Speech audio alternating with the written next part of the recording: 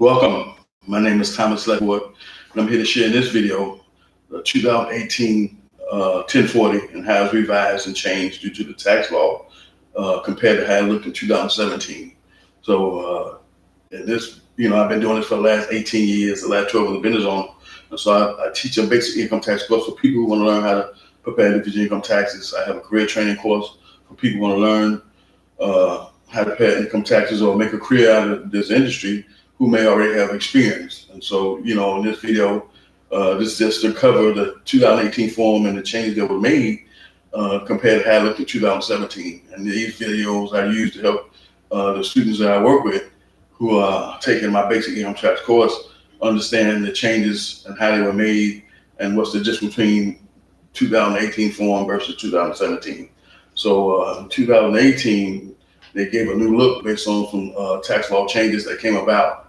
And so what they basically did was they revised the form and they made it look different to the point where if you've been doing this like I have long enough and you familiar with how the 1040 looked and how we always prepare the return with it, that it was obvious to me when I started, they simply just snatched out each section of the 2017 form and they renamed them Schedule 1 through 6. And so that's what they did. So in this video here, if you see the 2018 look, which is basically still a personal information section of the 2017, they kept that intact. But what they did differently was they kept the personal information in here, they kept the filing status, and they kept the and what they did was they moved page 2 part of the prepared section to the front of the form when it used to be on the back of the form at the bottom. And so that's some of the changes that were made on this form. And then what they did, they took away the foreign address section of this form and they took it and renamed it along with the third party designee and they called that Schedule 6. And so that's the changes they made when it came to this form and how to revise it. And if you're familiar with the 1040 form, and let me show you how the 1040 form looked. I'm gonna share the screen with you and see this is the 2017 form. And see if you noticed, this is the personal information section. This is the filing status. This is the dependent section.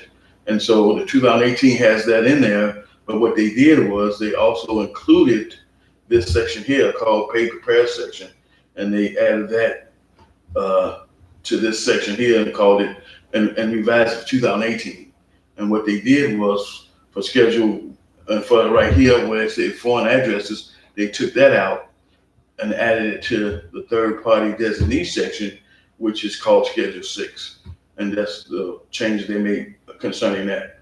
Now, when it comes to the income and adjustments, they basically just snatched that out and renamed it Schedule 1. So Schedule 1 for 2018 deals with the income and adjustments. And what they did for Schedule 2 is what they did was they dealt with the AMT credit and another type of credit, and they named that Schedule 2. So that was one of the changes that was made when it came to revising this form.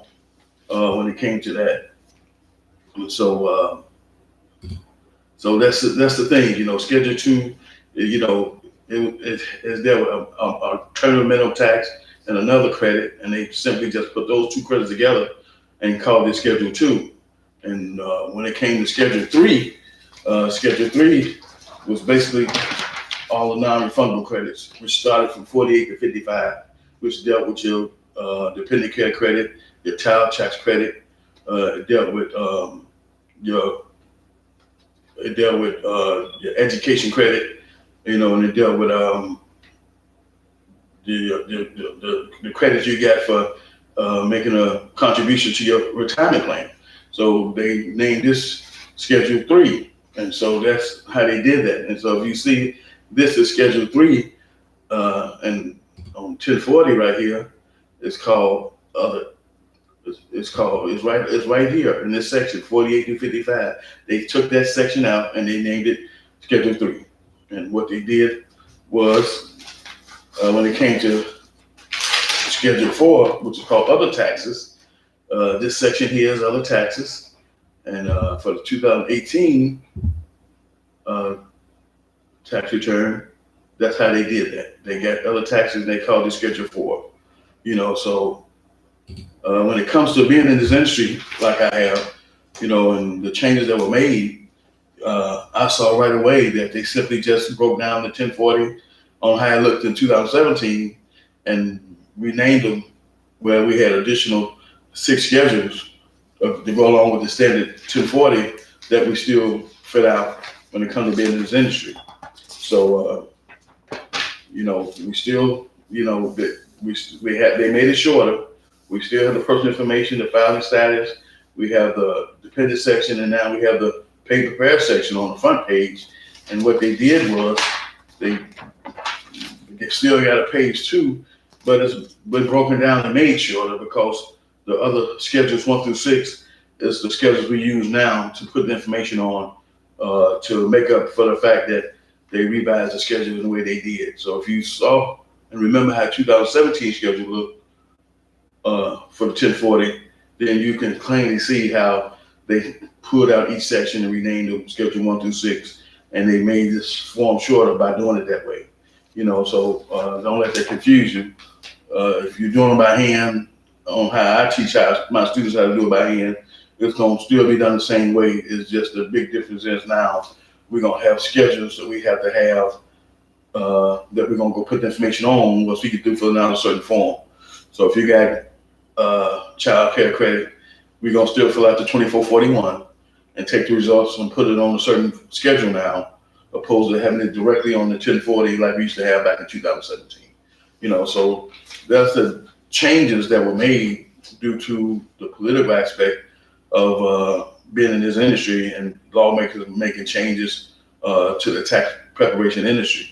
And so when it comes to preparing the returns, didn't too much change on how we fill out the forms. The forms we still use, we gonna still fill them out the same way. It's just now, if you're doing it by hand, you're gonna have extra forms to transfer them to, opposed to having just one form to put everything on. And so when the 2017, we had one form. This form here, we would put everything on it, from front to back, whatever's applied to your client, it covered everything. And so we still had to fill out the other forms. So if you had a child care credit, you still had to fill out the 2441 form to put on line, line 49. So that didn't change. It's just now they have a schedule where you're going to take that amount and put it on versus to put it on a one standard form like we used to have. So that's just simple. That's just a simple revisions they made to the 2014, 2018 form versus how it looked in 2017. I've been doing this for the last 18 years, the last 12 I've been on. And so I help and specialize in helping people start their own income tax service. And I work with people new to the industry, enrolled agents, CPAs, making no difference what your credentials are. It's all about my experience and my knowledge and my insight being in this industry for the time I've been here to be able to help you fast track your success to getting started in 2020. Right now I got a special going on for my partnership program for people who want to partner with me. It's not too late. We do a 30-minute Zoom call to see if we're a good fit for one another. And if we are, we schedule more training sessions so I can get you ready for the upcoming tax season, because there's some things you have to learn now once you become your own business and become your own boss in this industry that you didn't have to know when you work for other people. And so that's the part of the training that I have to take you through to get you ready for the upcoming tax season.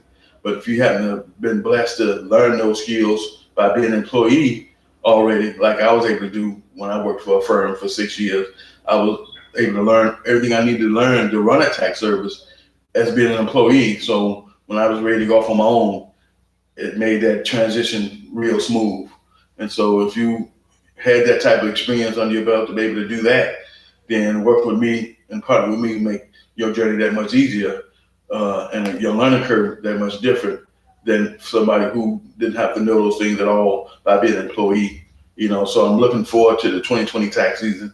And if you looking to get started and you're thinking maybe it's too late, well, my partnership program is definitely an option for people who got experience, got some skills, they confident in their ability, and they want to get started in 2020, but they not quite sure. But if they had a chance to partner with someone that they knew, like, and trust and felt comfortable with, then they would, because then now you get to be your own tax business and get to really see what that'll look like, could be like for you in 2020, which will be your gauge and your guide for going forward after that season, to see if that's something you're really ready to do by being able to partner with somebody first before going out on your own and set up your own income tax business that I would do for you if you would work with me anyway. So that's the thing. If you just really ready to start working for somebody else, you're ready to be your own boss, you want to position yourself to be a self-employed individual with their own tax business, to someone who has a tax business that's operating and making money on his own, because you have employees in place due to the clientele that you established over time, to be able to do that is the end goal. That's the big picture.